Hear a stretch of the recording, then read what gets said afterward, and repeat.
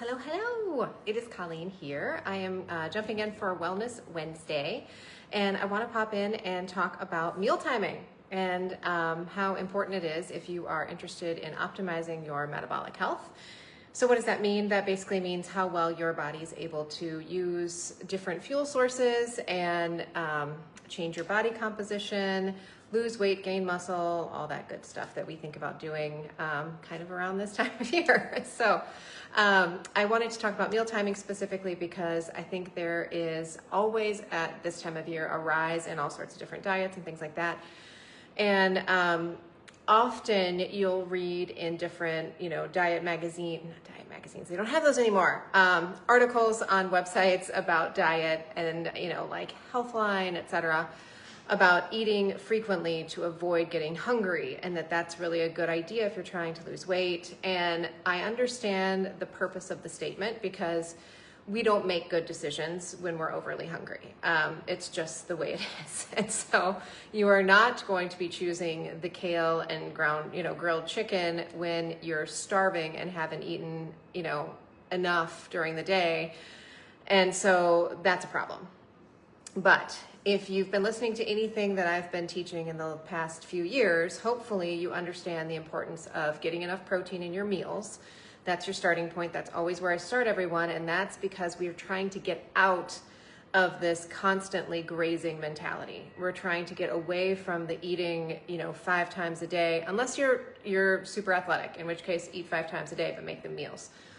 Had to throw that caveat in there because I have eaten 5 times a day before in the past when I've been super, active or training for something.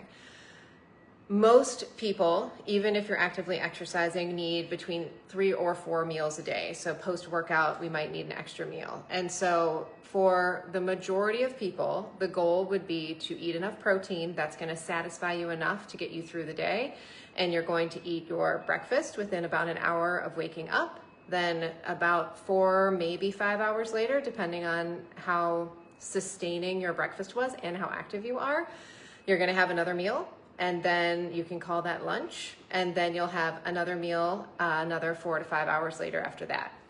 Often people tell me that they kind of get a little hungry between lunch and dinner. So especially if, let's say you have breakfast at 7 a.m., we're going to go to 8 to 9 to 10 to 11, maybe make it to noon for lunch. Well, if you're not eating dinner till 7, that's a big chunk of time.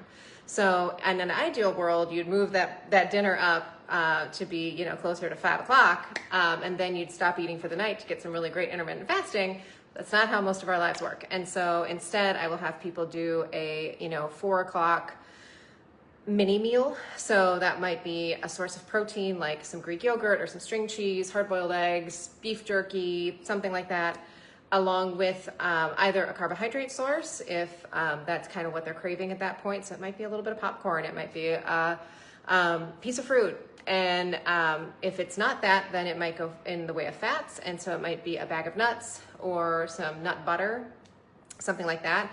Have that around 4 o'clock and then go into your dinner meal. So you're not having a full meal at 4 o'clock. So by the time dinner rolls around at 7, you are hungry. But that is how I would set it up. So you want to eat, you want to stop. You want to eat, you want to stop. You want to give your body time to metabolize what you just put in before you go put some more stuff in. And if you can't make it that chunk of time, if you can't make it 4 or 5 hours, then that means you probably don't have enough protein and you probably don't have the right mixture of carbs and fats. And if that's your issue, no worries, we got you. I am working with clients and we are about to start another one of our 90-day programs. And so that's going to be starting in March, at the end of the month in March, which should take you right into the summer months pretty nicely. And you'll get to work with me in terms of health coaching. You'll work with my partner, Michelle, in terms of movement and getting back into movement if you haven't been moving as much as you would like to.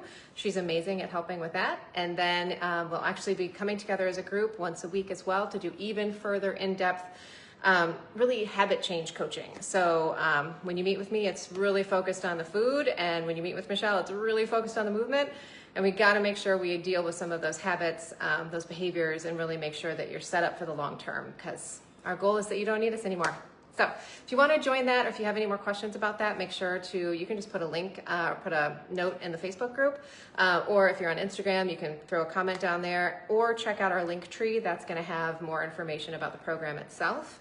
And again, it's going to be 90 days starting in March, and you're getting the whole thing, movement, nutrition, and again, that habit change coaching. So we look forward to seeing you. And if anybody has any questions about meal timing, or if they're struggling to be able to get to that 4 or 5 hour window, again, drop a comment. I'm happy to answer and help as much as I can. I have been there myself. I have definitely struggled with this, and especially as I was coming out of all the autoimmune diagnoses, my body was just taxed, and I had to listen to that and work with it, and then slowly move myself toward where I am now. So take care of yourself. Love to have you in the program, and we'll talk soon. Bye-bye.